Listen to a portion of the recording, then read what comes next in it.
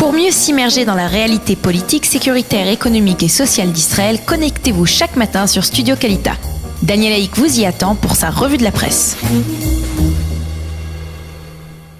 Il est 8h37 sur les ondes de Studio Kalita, l'heure de la revue de la presse israélienne de ce vendredi matin, avec ce que l'on pourrait considérer comme la manchette la plus intéressante de ce vendredi matin dans la presse israélienne.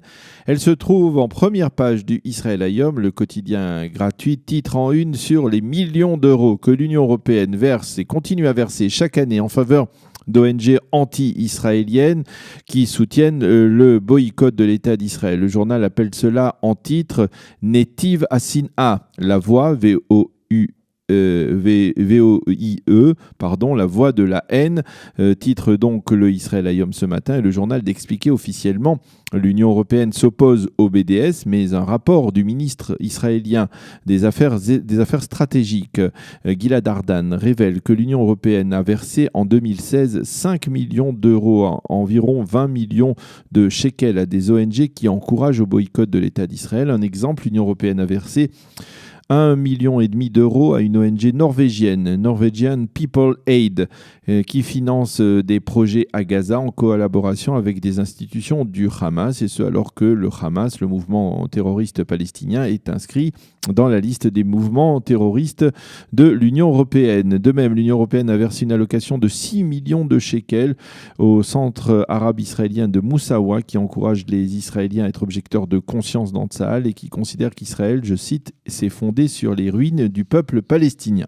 Le ministre israélien des Affaires stratégiques et ministre de la Sécurité intérieure, Gilad Ardan, a demandé à l'Union européenne, je cite, de cesser de s'immiscer dans les affaires intérieures de l'État d'Israël. Quant à Eldad Beck, le correspondant du Israël Hayom en Europe, il écrit un éditorial pertinent. Cela suffit de fermer les yeux face aux démarches de l'Europe visant à délégitimer l'État d'Israël. Cela fait des années que cela dure. L'Europe finance des projets qui portent atteinte aux intérêts d'Israël et qui visent à remettre en cause son existence même. Les gouvernements israéliens ont laissé ce phénomène se développer au fil des ans.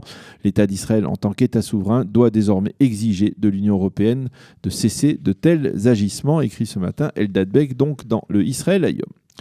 Tous les quotidiens et les sites d'information israéliens s'inquiètent de l'état de santé du soldat de l'unité d'Uvdevan qui a été très grièvement blessé hier matin, on peut dire dans la nuit de mercredi à jeudi, lors d'une descente nocturne des forces de sécurité près de Ramallah. Ce soldat a reçu un bloc de marbre qui a été lancé à partir d'un balcon du 3e étage.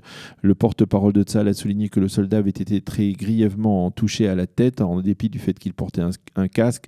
Selon le porte-parole de Tsahal, Ronen Menelis, on constate une nette augmentation des attentats et tentatives d'attentats en Judée-Samarie depuis le début du jeûne du Ramadan il y a 10 jours.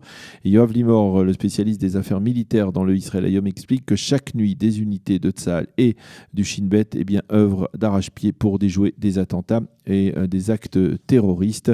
Donc c'est ce que l'on peut lire dans le Israël Hayom de ce matin. Le Yediot Aharonot, lui, consacre une partie importante de sa une de ce matin au bunker. Il s'agit d'un impressionnant bunker dans lequel vont désormais se tenir, sur décision de Binyamin Netanyahou, les réunions top secrètes du cabinet restreint pour la sécurité nationale. Ce bunker protège ceux qui auront la chance d'y pénétrer contre toute menace extérieure, bombardement nucléaire ou même tremblement de terre et autres catastrophes naturelles. Les ascenseurs ultra rapides pourront accueillir des centaines de personnes qui seront dirigées vers les profondeurs de ce bunker souterrain. Le Yediot Aharonot nous révèle de tout ce qui est aujourd'hui possible de révéler donc sur cette installation particulièrement impressionnante qui se trouve quelque part à Jérusalem. Le Israël Hayom publie un titre qui risque de faire bondir ce matin de nombreux Israéliens. Les prisonniers sécuritaires, ou si vous préférez les terroristes palestiniens détenus dans les prisons israéliennes, pourront suivre, s'ils le souhaitent, les matchs de la prochaine Coupe du Monde de football en Russie. Au sein de l'administration pénitentiaire israélienne, on affirme que voir la télé est pour un prisonnier un besoin aussi vital que manger ou dormir. Mais les parents du soldat Hadar Goldin, dont le corps est toujours détenu depuis plus de 3 ans depuis l'opération Bordure protectrice par le Hamas, ne tolèrent pas cette explication. Alors que la dépouille de leur fils est donc toujours détenue par le Hamas, ils exigent du gouvernement israélien qu'il fasse pression justement sur le mouvement terroriste palestinien en réduisant les avantages dont peuvent bénéficier les détenus palestiniens dans les prisons israéliennes. Les quotidiens israéliens indiquent ce matin en évidence que le ministre des Affaires sociales, Chaim Katz, sera ou devrait être prochainement traduit en justice. Il est soupçonné de corruption. Le conseiller juridique du gouvernement, Avichai Mendelblit, doit accorder à Chaim Katz une audience avant de prendre une décision définitive à son sujet. Tous les quotidiens israéliens se font l'écho de la décision de Donald Trump d'annuler sa rencontre prévue le 12 juin prochain à Singapour avec Kim Jong-un, le dictateur nord-coréen. Dans une lettre qu'il lui a adressée hier, Donald Trump affirme que face à l'hostilité, je le cite, que vous avez manifestée, il est pour moi préférable d'annuler notre rencontre, mais si vous changez d'avis, alors prévenez-moi, écrit donc le président américain au dictateur nord-coréen. Ceci étant, les quotidiens israéliens soulignent également que Kim a tenu hier sa promesse et qu'il a détruit le site de ses essais nucléaires, ce qui est perçu comme un geste de bonne volonté.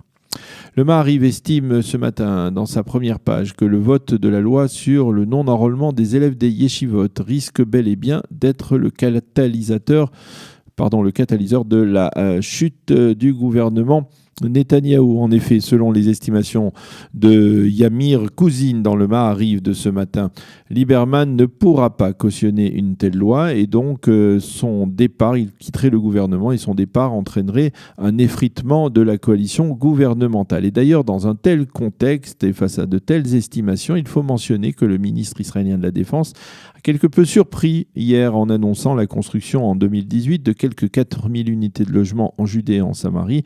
Ces logements seront construits dans les blocs d'implantation tels que le Gush Etzion, Ariel et Maale Adoumi, mais également dans des implantations isolées. Certains observateurs israéliens ont estimé que cette annonce d'Avigdor Lieberman pourrait bel et bien être liée à l'intention du ministre de la Défense de provoquer donc le moment opportun dans les prochaines semaines des élections anticipées, peut-être donc en quittant la coalition gouvernementale, ou bien donc cela pourrait être lié à des rumeurs sur l'approche de telles élections anticipées, des élections législatives. Lieberman ne veut pas être pris de court et si une telle échéance électorale doit intervenir dans un proche avenir, eh bien il préfère être prêt et se présenter devant ses électeurs et sympathisants comme un véritable leader de la droite nationaliste qui est capable de défendre et donc d'augmenter la construction des implantations. Cela pourrait permettre à son parti Israël Beiteinu de remonter quelque peu dans les sondages.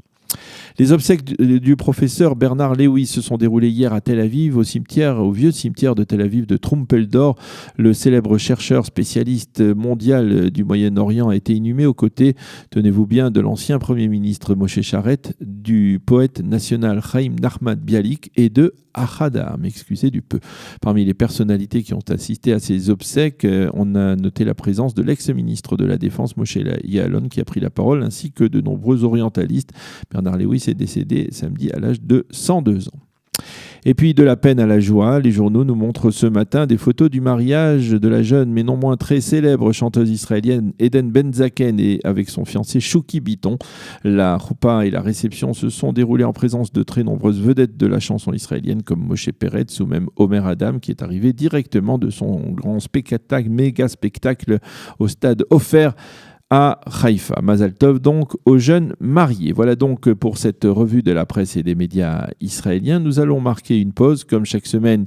Matanot Ktanot de Rami Kladenstein. Et ensuite nous serons avec le Rav Gabriel Elkoubi pour le mot de la paracha.